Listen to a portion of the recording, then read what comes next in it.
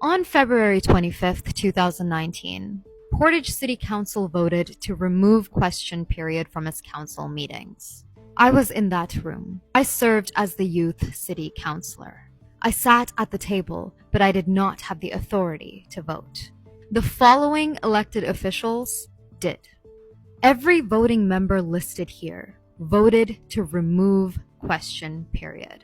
Not one politician disagreed. 7 different seats, yet one way of thinking. There was no documented case or pattern of disruption at question period. So where did this idea even come from?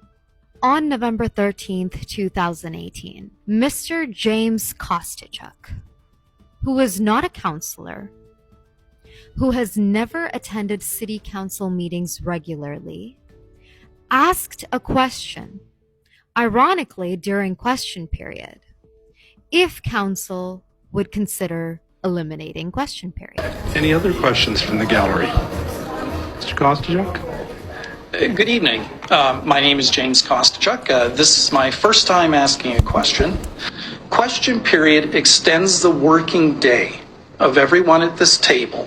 My question is, will the mayor and council consider eliminating question period?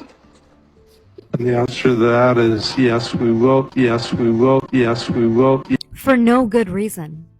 This came out of nowhere, and council immediately approved the motion without so much as a debate or a moment of hesitation. It happened within seconds. It looked completely pre-planned. Citizens of Portage asked an honest question. Was Mr. James Kostuchuk a plant? Was he put there intentionally? Why would a regular citizen try to take away their own right to ask questions? Despite so many local citizens voicing against this idea, this council went ahead anyways. Residents lost the ability to come to a regular council meeting, ask an unscripted, unfiltered question, and ask it openly in front of their community.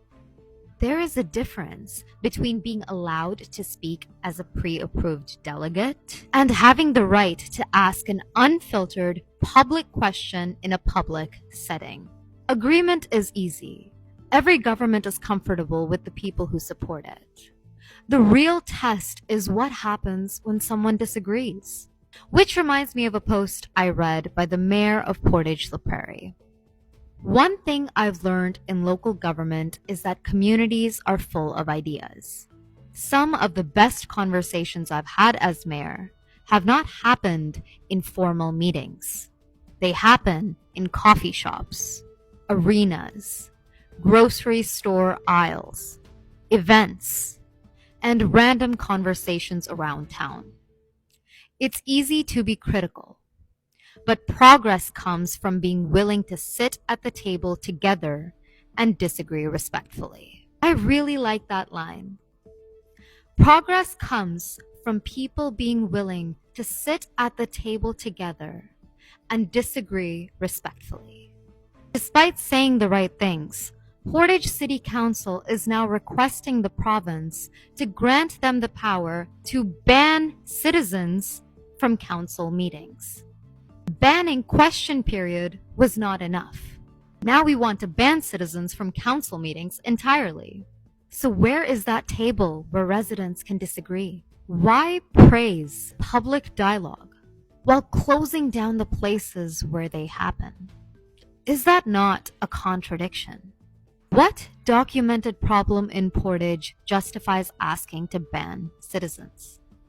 Councillor Joe Massey stated himself in this article that residents attending Portage Council meetings have been nothing but respectful during his time in office. But okay, let's say we give council the power to ban citizens. How will we protect it from misuse? What counts as a disruption?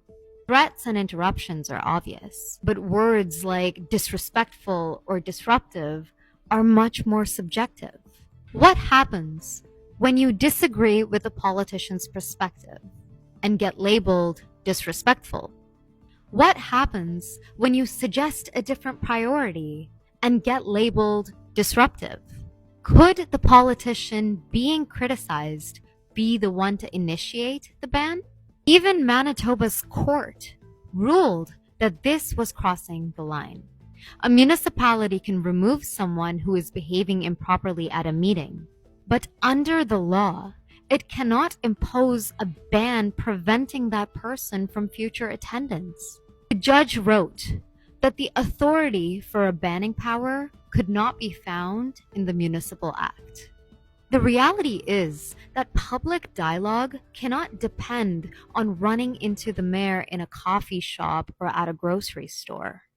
If the mayor believes the best conversations happen in the community, then these conversations should be built into the process, like a regular free public town hall, a quarterly public forum where residents can ask questions directly and hear responses from elected officials in the same space. The town hall could be held 4 times a year at a local community venue, like Prairie Fusion, Herman Pryor, or other accessible community venues. That is a measurable outcome on how public participation can become more than a performative slogan on Facebook. It should become a part of the system. I think somewhere along the way, we reversed the relationship between citizens and elected politicians. We've started acting as though politicians are doing us a favor when they answer our questions, as though access to them is a privilege, as though criticism is an intrusion. But that is backwards. They asked the public for the authority to govern. They exercise power given to them by the public. They make decisions with public money about public organizations on behalf of the public. Questioning them is not an interruption of democracy. It is democracy. A government confident in its leadership should not fear an unfiltered public conversation. A city that posts that its residents are full of ideas should have a public place where those ideas can be heard. Democracy should make it easier for the public to enter the conversation, not easier for the government to ban them from it. You're watching Origin in Portage, Prairie, your source for local systems intelligence and analysis.